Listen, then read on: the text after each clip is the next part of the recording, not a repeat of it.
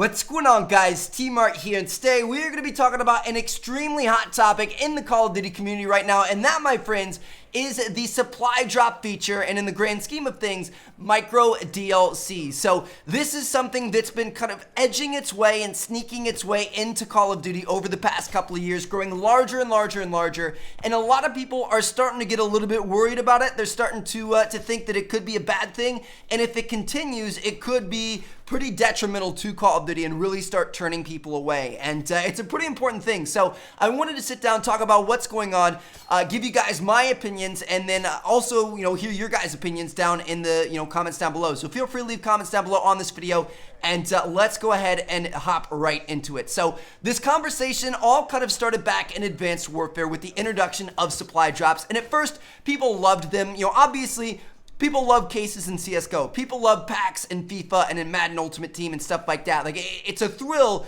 to have this almost lottery type experience where you could get something really, really cool or just something really, really bad. You know what I mean? Like, it's a lot of fun. And people liked it at first.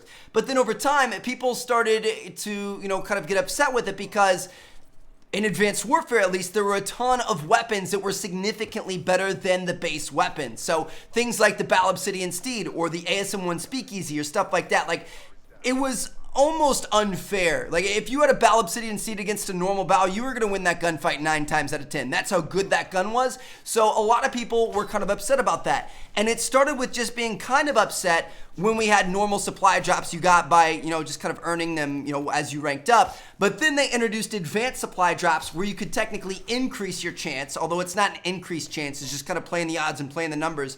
But you could, have a better chance of earning them by buying them with real money. So at that point, it was very close to a pay-to-win model. Like, we were almost right there. It was almost something like a World of Tanks or something like that, where you can literally buy something that gives you an in-game advantage. It wasn't quite there, but it was almost there. And a lot of people didn't like that. So at first, Treyarch took note of that. And if you guys remember back when they first announced supply drops and said they were coming to the game and stuff, they said everywhere, had it in the fine print, stuff like that, that the only items that were going to be in supply drops were going to be cosmetic items. There was not going to be anything in those supply drops that had varying stats from other things in the game, and people were happy with that. I think that's awesome. I think that's the best of both worlds because people aren't getting statistical advantages, and at the same time, they still get that supply drop, kind of rush feeling of opening those things up and hopefully getting some sort of rare epic camo or something like that. So that was good. But obviously, as you guys know,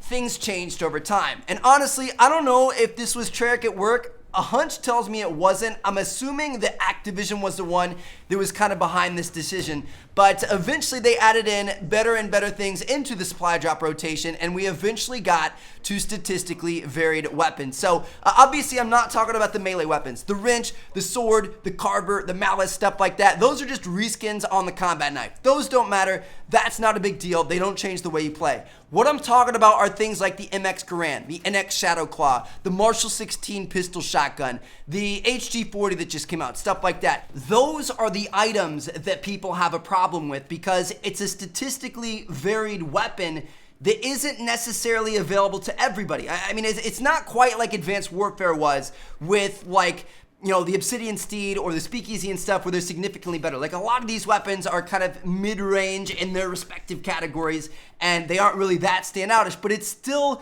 statistically different. It's still something that is very sought after, could potentially be better in some situations, like the MX Garand is a fantastic weapon in hardcore if you guys haven't tried it, stuff like that. And like I said, it's not necessarily available to a lot of people. Now, technically, yes, you could get very lucky and earn it out of a random, common supply drop that you spend 10 crypto keys on. But the odds of that are so incredibly low, it's not even funny. I mean, if you're trying to grind crypto keys and rank up and earn these weapons, good luck, because it's probably not going to happen. And people are upset that that kind of forces them to have to pay real money for COD points to have a better chance of getting them. And even when you do that, you still don't have a very good chance. So I'm kind of a rare case, obviously, because I'm super passionate about Call of Duty. It's been a hobby of mine for years, and now it's my job. So, buying supply drops and stuff can make me money back on the videos.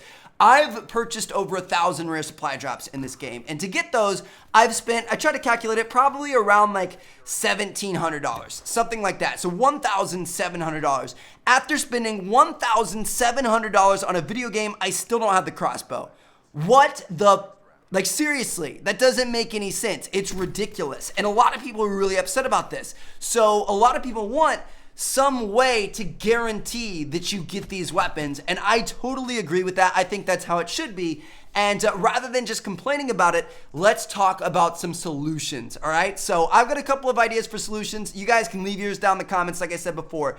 But my number one thing that I stand behind is non-cosmetic items. So items that have statistical differences should be available outside of supply drops in some way, shape, or form, all right? So cosmetic camos, taunts, emblem pieces, and stuff are fine in supply drops. Everything else should be available outside.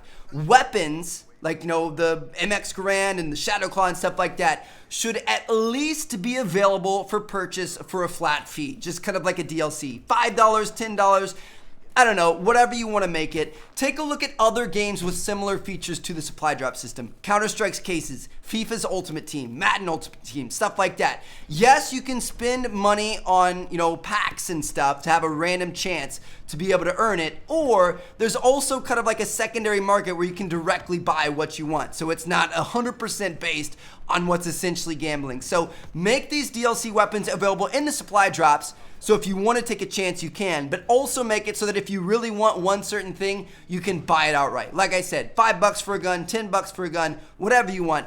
That's at least how they should do it. It would also be nice if they're available for a flat crypto key price, all right? So I subscribe to the idea that because you pay $60 for this game up front, you should have access to everything if you want it. DLC is kind of a gray area technically, so I can totally understand them not wanting to do this. But I think it would be cool if you could earn these weapons guaranteed without having to spend additional money. Like, I understand how map packs and stuff, you kind of have to pay for DLC in that pack because it's more developing on their end.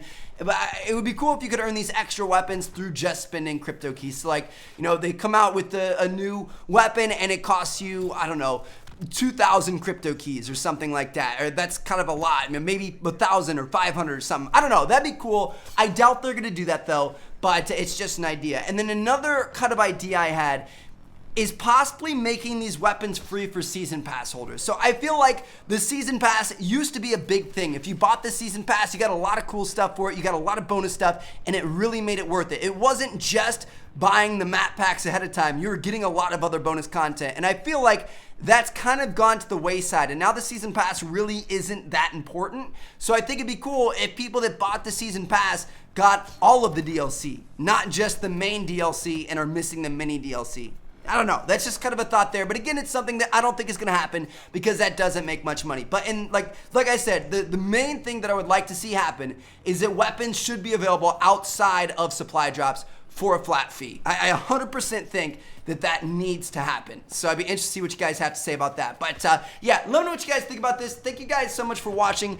It's, I don't know, it's kind of tough because I totally understand where Activision is coming from, being a business, wanting to make money, but at the same time, it is kind of alienating the fan base a little bit. And I think over time, this could be a pretty bad thing for the future of Call of Duty. I think people are going to start turning away from it. I mean, I don't know. It's like, we're almost entering a free-to-play model with a paid-to-play game. Like, we pay $60 for the game, but then we're still having all these little free-to-play microtransaction prices that are, usually the game should be free. So let's choose one direction or another. Either $60 and you get most of the game with a little DLC, or give us Call of Duty for free and then make us, buy weapons and everything else. I would prefer it to stay the first way, but I feel like we're kind of getting shafted and getting the worst of both worlds as of right now, and that's kind of the direction that we're heading. So anyway, let me know what you guys think about this. Thank you guys so much for watching. I'm going to catch you guys later. Check out these two videos if you haven't seen yet, and peace out, guys.